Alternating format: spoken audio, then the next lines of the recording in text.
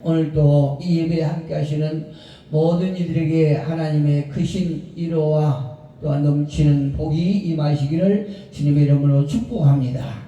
지난 한 주간에도 저와 여러분을 눈동자같이 지켜주신 우리 하나님을 찬양하고 경배합니다. 저는요, 지난주에 우리 형제 중에 신학교를 졸업한 귀한 형제가 있어서 졸업식을 끝나고 우리가 이제 조촐하게 식구들 댁으로 가서 이제 식당에서 식사를 맛있게 갖는 뜻깊은 한 주를 보냈습니다.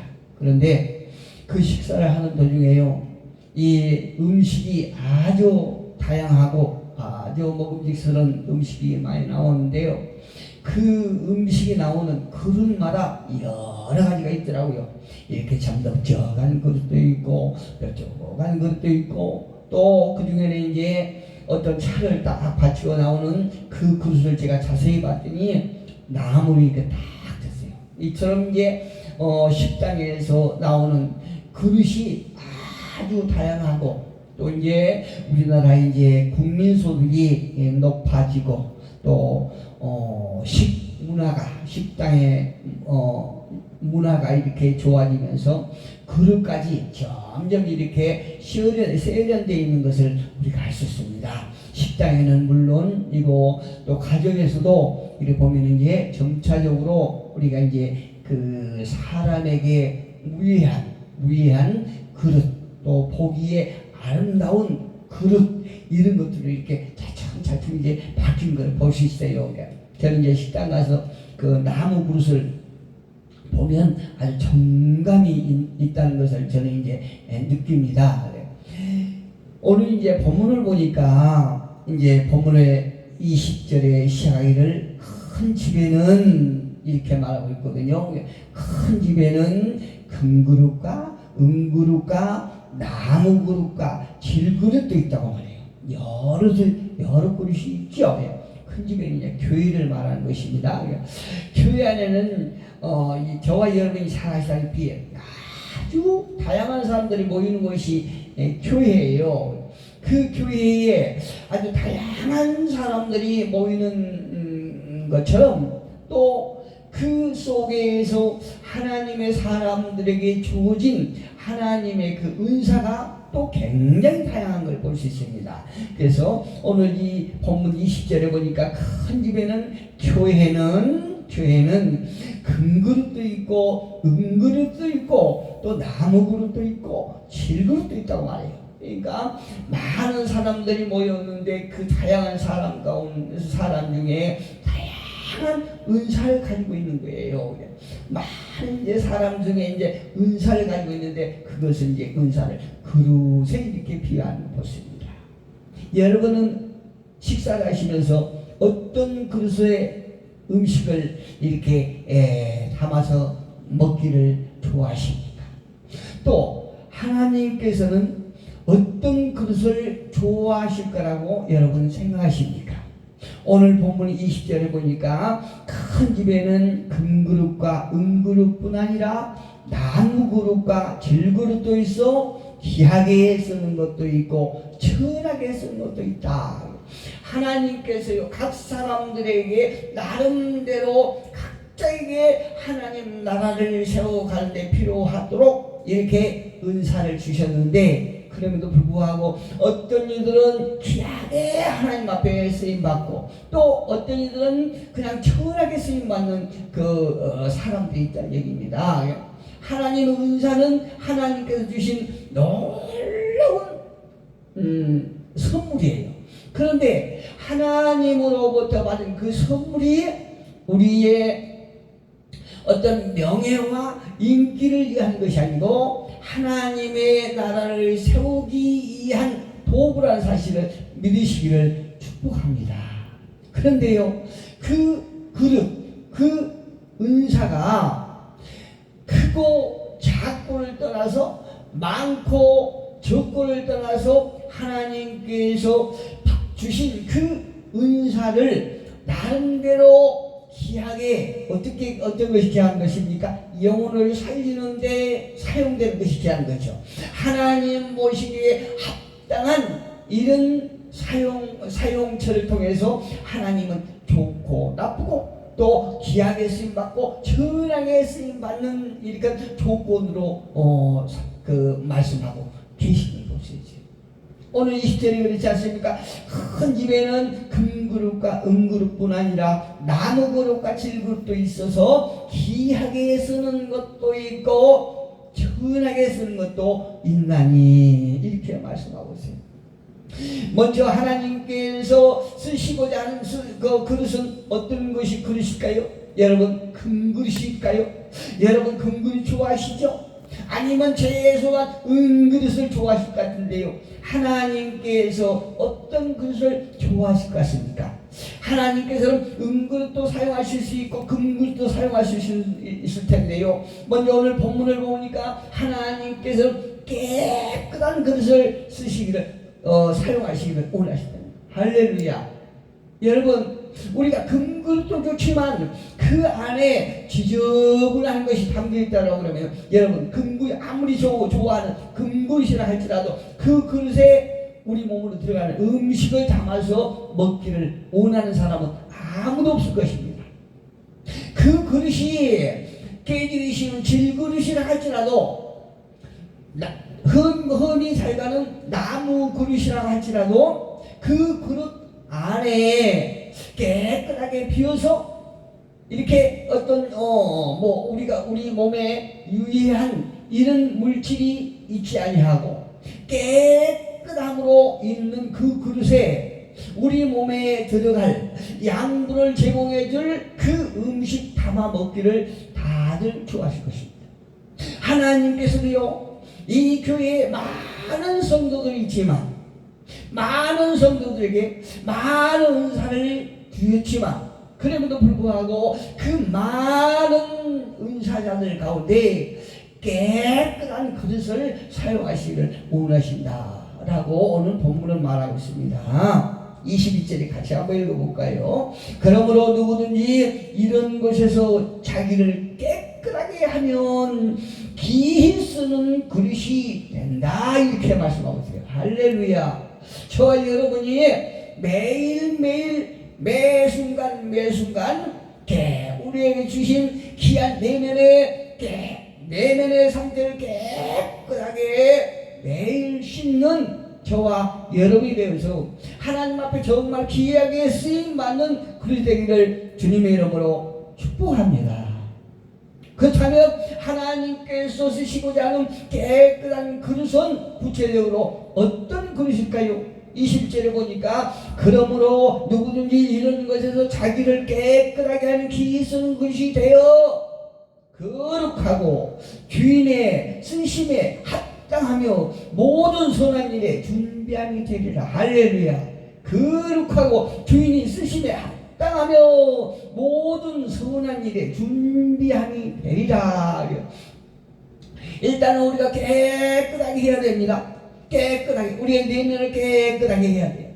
그런데 그 안에 깨끗한 곳에 무엇을 채우느냐 하는 문제예요. 여러분, 옛날에요, 어떤 교회에 신참 목사님이 있었어요.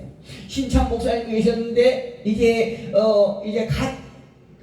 신학을 해서 졸업을 하고 안수를 받아서 기름 부음을 받아서 이제 교회를 개척했는데요, 그 목사님이 눈물을 뿌려가면서 정성으로 힘을 다해서 기도합니다. 강단에서 기도하는데요, 그 기도의 제목이 무엇입니까? 큰 목회를 해달라고 하나님 앞에 기도할 때마다 하나님 저에게 큰 목회를 하게 해주세요 하면서 계속 기도 시간마다 눈물로 하나님 앞에 그냥 온 힘을 다해서 기도합니다. 그런데요, 얼마나 지났을까? 몇 년 지났는데 부흥이 되잖아요. 그런데 어느 날 하나님께서 그 목사님에게 깨달음을 주십니다. 네가 큰 목회를 보다는 깨끗한 목회를 해야 된다. 할렐루야. 여러분은 어떤 목회하기를 원하십니까? 오늘 이게 아주 나이가 젊은 디모데 목사에게 사도 바울이 권면하는 내용인데요. 네가 목회를 하면서 어떤 목회를 해야 될지를 잘 권면하고 있습니다. 여러분, 우리가 깨끗한 목회 되기 전에 큰 목회를 하기를 원하십니까? 여러분이 생각하고 있는 큰 목회는 어떤 목회라고 생각하십니까? 바울이 말한 큰 목회요, 하나님 앞에 쓰인 목회는 일단 깨끗한 목회라는 사실이에요. 깨끗한 목회가 하나님께서 귀하게 쓰시는 그런 그릇이 되었다, 이렇게 말씀하고 계신 것입니다. 두 번째로 깨끗한 목회라는 것은 어떤 것입니까? 성경에 하나님께서 이스라엘 백성들에게, 저와 여러분에게 말씀하신 십계명이 아시죠? 십계명에 나 외에 다른 신을 섬기지 말라. 할렐루야. 깨끗한 목회라는 것은 오직 우리 마음속에, 우리 심령 속에 하나님을 바라보고 하나님의 영으로 가득 충만하게 채워지기를 원하시는 것입니다. 하나님으로, 하나님의 영으로 충만하게 채워진 그 목회가 깨끗한 목회. 할렐루야. 우리가 생활 속에, 우리가 목회 속에, 우리 내면에 하나님 외에 다른 신이 있습니까? 여러분, 하나님 외에 우리 속에, 우리 심령 속에 다른 신이 있다라고 하면 하나님께서 기뻐하지 않습니다. 하나님께서 귀하게 쓰시지 않으세요. 하나님께서 그 목자를, 그 일꾼을 인정할 수 없는 이런 목회자는 사실이에요. 우리가 이 땅에 많은 목회자들이 있지만 그럼에도 불구하고 크고 작고 많고 적고 떠나서 하나님 앞에 깨끗한 목회를 하는 사람이 하나님 앞에 인정받은 일꾼이라는 것을 우리가 기억하셔야 될 필요가 있습니다. 여러분, 오직 하나님만 볼 수 있는 저와 여러분의 되기를 주님의 이름으로 축복합니다. 여러분, 우리나라나 중국같이요, 정통 유대 국가에서 가장 으뜸되는 덕목이 무엇인 줄 아십니까? 충성이에요. 충성입니다. 그 당시요, 충신이나 또 연려 아시죠? 충신이나 연려가 나라에서 존경받는 그런 그 대상이었어요. 물론 오늘날도요, 충신 같은 사람들, 나라의 충신 같은 사람들, 또 연려 이런 사람들이 존경을 받아야 되는데, 갈수록 이제 모든 그 인간이 살아가는 그 나라에서 이런 또 충신이나 또 연려 같은 사람들이 그렇게 두각을 나타내지 않는 시대로 됐어요. 그만큼 인간의 세대가 이렇게 비폐해져 간다는 증거입니다. 근데요, 그 충신이라고 하는 것은 두 왕을 섬기지 않는 것이죠. 또 연려라는 것은 한 여인이 두 지아비를 섬기지 않는 것이 커다란 덕목이라는 것입니다. 그런데 기독교에서도 그 덕목 중에 하나가 충성이에요. 기독교에서 가르치고 있는 충성은 오직 내가 두 신을 섬기지 않은 것입니다. 할렐루야. 우리에게 주신 십계명처럼 나 외에는 다른 신을 섬기지 않는 것, 이것이 충성이거든요. 오직 하나님만을 나의 소망이요, 나의 인생의 전부요, 나의 목회의 전부요, 나의 삶의 전부라는 사실을 우리 마음속에 강력하게 가지시고, 우리가 이렇게 하나님 앞에 충성할 수 있는 이런 그릇이야말로 하나님으로부터 인정받는 그릇이다, 이 말씀이에요. 하나님의 마음에 인정받는 일꾼의 조건 중에 하나는 22절에 보니까 청년의 정욕을 피하라, 이렇게 말씀하세요. 22절에 보니까요, 또한 너는 청년의 정욕을 피하고 주를 깨끗한 마음으로 부르는 자들과 함께 의와 믿음과 사랑과 화평을 따르라. 할렐루야. 청년의 정욕을 피하는 것이에요. 청년의 정욕을 피한다는 것은 사도 바울이 젊은 한 30대 초반 중반 이렇게 되는 그 디모데 목사가 얼마나 혈기가 왕성하고 정욕이 충만했겠습니까? 그래서 너는 하나님으로부터 인정받을 수 있는 목회를 하기 위해서는 청년의 그 정욕을 피하라 이렇게 말씀하세요. 젊은 디모데에게 어떤 이성의 욕구를 절제하는 것, 이것이 아주 중요해요. 또 젊은이로서 아주 명예의 욕구에 사로잡혀서 하나님을 등한시할까봐, 하나님의 사랑을 소홀히 할까봐 너는 청년의 영역을 피하라 이렇게 말씀합니다. 우리가요 목회를 하면서 많은 목회자들이 그냥 명예욕으로, 우리가 그냥 어떤 물리적으로 어떤 숫자를 늘리기 위해서 막 그 연연하는 이런 목회자들이 있지요. 그냥 주위 사람을 보지도 않고 오직 숫자에만 연연해서 교회를 막 이렇게 키우려 하는 이런 목회자들이 있어요. 이런 사람들 가만히 보면은 명예욕이 굉장히 강합니다. 명예욕이 강한 것, 그게 아주 하나님 앞에 인정받지 못하는 그런 조건 중에 하나예요. 또 인기욕, 명예욕과 비슷한 인기욕이 강한 사람이 있습니다.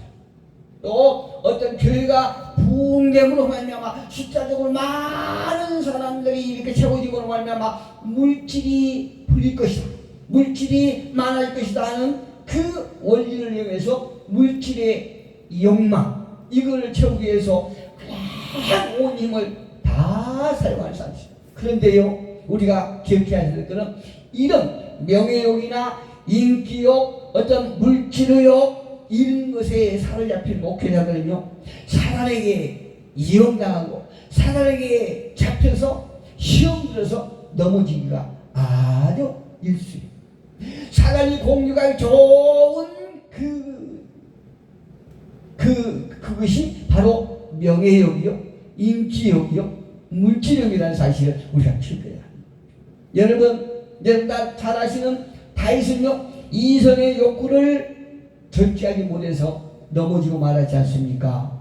우리가 잘 아는 베드로 역시 명예욕이 너무나 강해서 그가 넘어지고 말았어요. 그런가 하면 유다는 돈의 욕구를 이기지 못하고 그냥 넘어졌지 않습니까? 우리가 분명히 기억할 것은 무엇입니까? 당시 연령 국가에서 존경이 대상이었던 것처럼 바울은 질그릇이었지만 금그릇이 되어서 하나님 앞에 귀하게 쓰임받은 그런 사람입니다. 그런가 하면 유다는 금그릇으로 택함을 받았지만 질그릇이 되어서 망하고 말하지 않습니까? 여러분, 하나님의 선한 일꾼의 특징 중 하나는 무엇이라고 생각하십니까? 오늘 15절에 보니까 이렇게 말씀하세요. 너는 진리의 말씀을 옳게 분별하며, 하나님의 말씀을 옳게 분별해. 특히 목회자들은요, 하나님의 양들을 우리가 양육하기 위해서 정말 말씀에 대해서 옳게 분별해야 됩니다. 하나님으로부터 주신 귀한 말씀을 내 자의적으로 해석해서는 안 된다는 얘기입니다. 그래서 우리는 목회자로서 하나님 앞에 인정받은 그릇이 되려면 하나님의 진리의 말씀을 옳게 분별하는 그런 지혜가 필요합니다. 또 한 군데 봅시다. 디모데후서 2장 23절 보니까 어리석고 무식한 변론을 버리라. 이에서 다툼이 나는 줄 알리라. 여러분, 목사들이요, 하나님의 말씀을 안다고 해서 목사들과 자꾸 말씀을 가지고 변론하고 다투는 경우가 있습니다. 그런데 이 사도 바울이 이런 사람을 가리켜서 어리석다고 말하지 않습니까? 무시가라고 그러지 않습니까? 한마디로 하나님의 말씀을요 옳게 분별하지 못한 사람들이 이렇게 어리석고 무식한 이런 행동을 하는 경우가 있거든요. 그래서 사도 바울이 경고하고 주의하는 것은 너희가 말씀을 진리의 말씀을 옳게 분별하여서 어리석고 무식한 변론을 버리라 이렇게 말하고 있지 않습니까? 우리 모두는요 하나님 앞에 귀하게 쓰임받기 위해서 깨끗한 그릇이 되기를 주님의 이름으로 축복합니다.